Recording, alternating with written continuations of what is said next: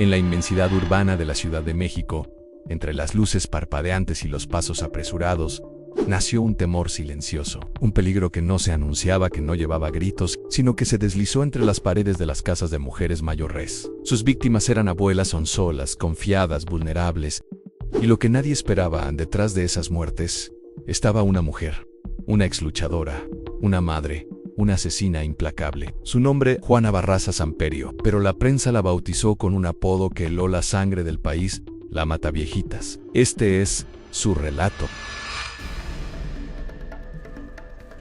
Era luchadora, se hacía llamar la Dama del Silencio.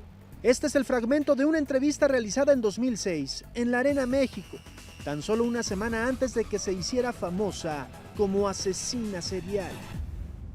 Yo soy la señora Juana Barraza Samperio. ¿Ruda o técnica? Ruda de corazón. ¿Y dónde es más ruda, aquí o en casa? Pues en los dos lados. Juana Barraza Samperio llegó al mundo el 27 de diciembre de 1957 en Epezoyacán, Hidalgo, un pueblo pequeño donde la pobreza era paisaje y rutina. Desde que nació, el afecto brilló por su ausencia. Su padre, un campesino llamado Trinidad Barraza, se marchó cuando ella era muy pequeña, dejando atrás a una familia que ya estaba rota. Su madre, Justa Samperio, se hundía cada día más en el alcohol. La niña veía cómo las botellas reemplazaban a los abrazos, cómo los insultos sustituían a las palabras de consuelo. Su hogar nunca fue refugio, fue tormenta. Juana creció sintiendo que era un estorbo. Nunca tuvo juguetes, ni estudios estables, ni alguien que calmara sus miedos. Su infancia se convirtió en una lucha contra el hambre, contra los golpes, contra el desamor. A los 13 años, ocurrió lo imposible. Justa, ebria y sin interés por la vida de su hija, la intercambió por 3 cervezas a un hombre de unos 50 años. Aquella transacción marcó para siempre el destino de Juana. El hombre abusó de ella. La encerró, la utilizó como si su existencia solo sirviera para eso. El tiempo dejó de tener significado. Cuando por fin logró escapar, ya no era una niña. Era un cuerpo que había sobrevivido a la barbarie en una mente quebrada, una herida abierta con nombre de madre. Y dentro de ella, muy hondo, el odio empezó a tomar forma. Huyendo de su pasado, Juana llegó a la Ciudad de México, pero la capital no la recibió con los brazos abiertos. Le ofreció trabajo duro, largas jornadas, sueldos mínimos y un entorno hostil. Vendía palomitas, dulces, refrescos, lo que hiciera falta para llevar un plato de comida a casa. Criaba sola a sus hijos, no había espacio para debilidades. Pese a todo, había algo que la hacía sentir poderosa: la lucha libre mexicana. Ese mundo de máscaras, personajes heroicos y villanos, donde el público gritaba los nombres de quienes se atrevían a desafiar la gravedad. Cuando Juana subía al ring, el dolor desaparecía. Se convirtió en la Dama del Silencio, una luchadora fuerte, de postura firme, imponente. Era su segunda piel, la identidad que deseó tener desde niña. Pero cuando la máscara caía y se apagaban las luces, regresaba a su realidad en soledad. Cuentas por pagar, desamparo, para una mujer que ya había sido traicionada por su propia madre. Cada nuevo golpe de la vida era una razón más para endurecer el alma. La tragedia golpeó su puerta con violencia cuando su hijo Mayo Ere murió tras un asalto. Ese suceso fue el punto de quiebre. El resentimiento que ya ardía dentro de ella empezó a transformarse en rencor hacia un mundo que solo le había quitado. A finales de los años 90 e inicios de los 2000, los reportes policiales comenzaron a registrar casos inquietantes de mujeres de la tercera edad encontradas sin vida, estranguladas dentro de sus propios hogares, casas ordenadas, sin señales de violencia, sin destrozos, sin robo significativo. Las autoridades estaban desconcertadas. ¿Quién atacaba a ancianas indefensas? Un ladrón torpe, un conocido que no dejaba huella. Los investigadores trazaron perfiles psicológicos y todos apuntaban a lo mismo: a fuerza física considerable. Conclusión inicial: debía ser un hombre.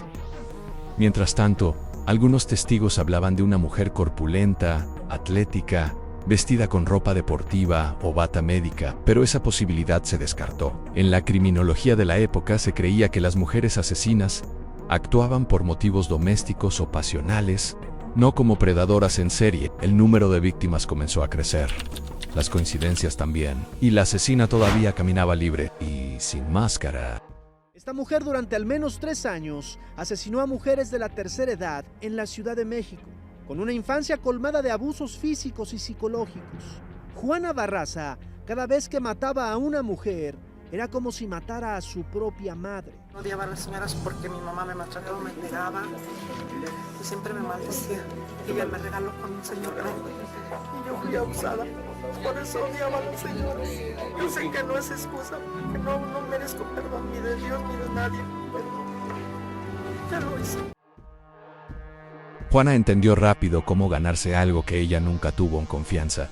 Su plan era meticuloso. Se presentaba en barrios donde vivían mujeres mayores sola. Llamaba a la puerta con una sonrisa falsa y una carpeta bajo el brazo. Decía trabajar para programas de apoyo social. Les prometía ayuda económica, trámites para beneficios visitados, médicos gratuitas.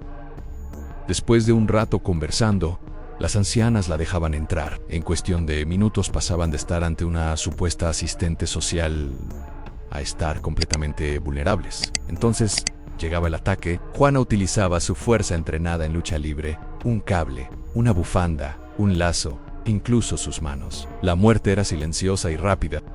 No siempre robaba, a veces tomaba objetos pequeños, recuerdos ajenos, trofeos que le probaban que ella tenía control, que el poder, por fin, era suyo. Cada asesinato era en su mente justicia. Estaba castigando a la mujer que la había destruido en su madre. Cada víctima era una réplica simbólica de aquella figura que, en su vida, nunca había recibido castigo. Era una venganza enfermiza y parecía no tener fin.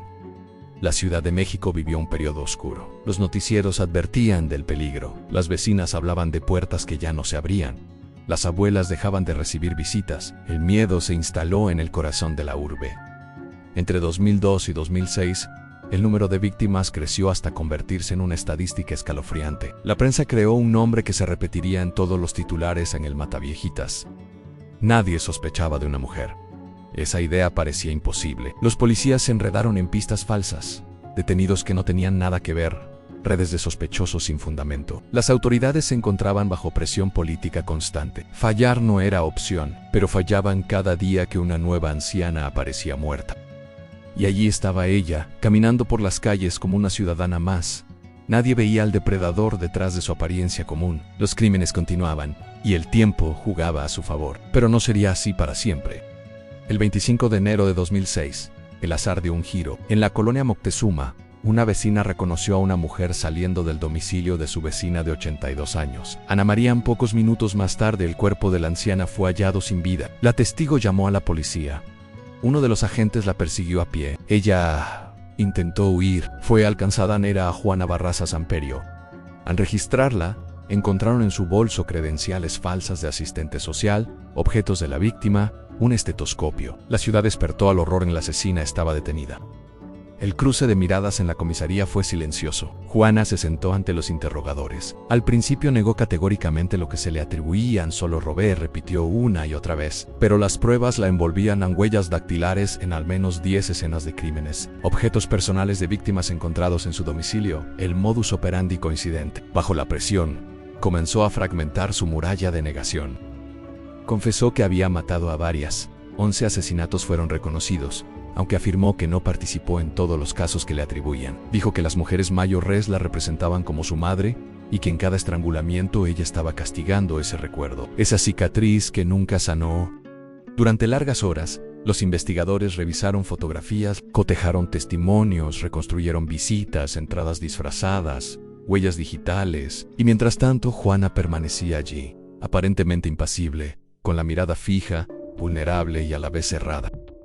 El interrogatorio no era solo búsqueda de verdades. Fue el momento en que el monstruo interior salió a la luz. La ciudad esperaba saber cómo pudo alguien cometer tanto dolor repetidamente. Y ella empezó a hablar, lenta, como si siempre hubiera sabido que ese día llegaría.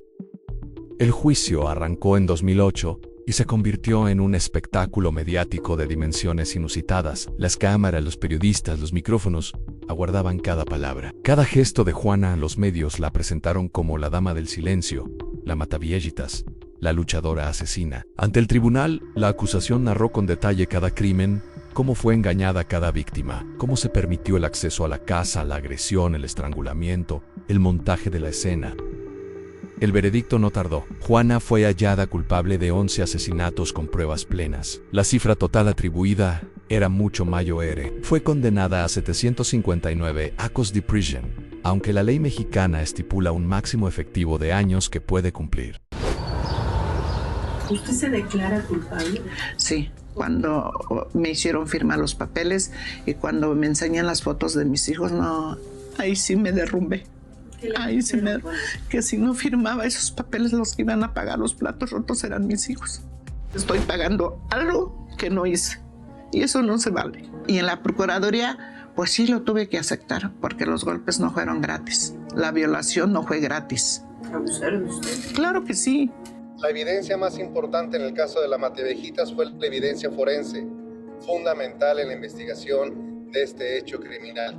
Y pues recordarles que nos tocó hacer la detención momentos después de haber cometido su último crimen. Durante el juicio mantuvo una actitud fría, distante, desafiante. No lloró, no pidió perdón. En una entrevista posterior declaró con voz grave: solo Dios sabe la verdad. Yo no maté a tantas, Ann.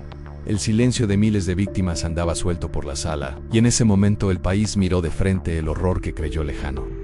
Hoy, Juana Barraza cumple su condena en el Centro Femenil de Reinserción Social de Santa Marta, Acatitla, en la Ciudad de México. Ha pasado de ser temida a convertirse en figura de sombras y rumores. Participa en talleres, juega voleibol, vende tacos en el patio de la prisión para enviar dinero a su familia, pero lo que queda de su vida no es redención, es reclusión, encierro, silencio.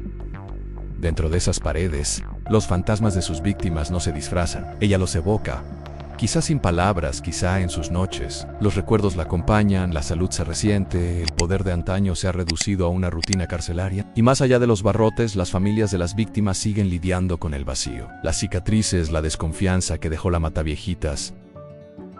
La prisión no borra el dolor ni la impunidad que tardó tanto en ser justicia, pero se ha convertido en su nueva realidad. El caso de Juana Barraza trajo a la superficie aquello que muchas sociedades prefieren ignorar, aunque el mal no siempre habita en figuras externas o lejanas, que puede residir bajo la piel de una mujer, de una luchadora, de una invisible entre muchas, que las víctimas en este caso fueron mujeres de edad, madres, abuelas, sembradoras de historias, que abrieron la puerta creyendo en una ayuda y cerraron los ojos para no despertar jamás. Este relato es recordatorio y advertencia. Recordatorio de que la violencia acumulada, los abusos no atendidos, el silencio y la soledad pueden incubar monstruos. Advertencia de que confiar puede convertirse en vulnerabilidad cuando la normalidad se disfraza de horror. Una de las características de las personas psicópatas es rechazar siempre la responsabilidad penal que tienen en los crímenes por los cuales fueron condenados. Y esta es una característica que la estamos viendo nuevamente en el caso de Juana Barraza. En su reaparición televisiva, Barraza afirmó que durante los 17 años que ha pasado tras las rejas, ha luchado para demostrar que, en el momento de su arresto, no huía de la policía ni estaba vestida de enfermera. Y todavía sigo esperando que me prueben que me agarraron vestida de enfermera. Y en todas las fotos que yo aparezco, con mi suéter vino y mi pantalón negro de vestir a rayas.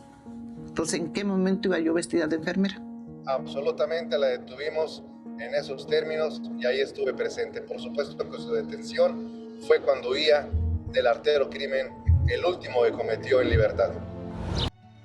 La Mataviejitas no solo mató cuerpos, mató la confianza, la seguridad, la credibilidad de que lo que está detrás de la puerta puede ser alguien bueno. Y aunque la puerta ahora esté cerrada, aunque la condena se haya dictado, el eco de sus crímenes aún resuena en los pasillos donde las abuelas temieron abrir la puerta, porque la verdadera sentencia no está en los años de cárcel, sino en la huella indeleble que dejó en una ciudad que creyó estar a salvo. Suscríbete y dale like, para no perderte más historias basadas en hechos reales. Nos vemos en el próximo video.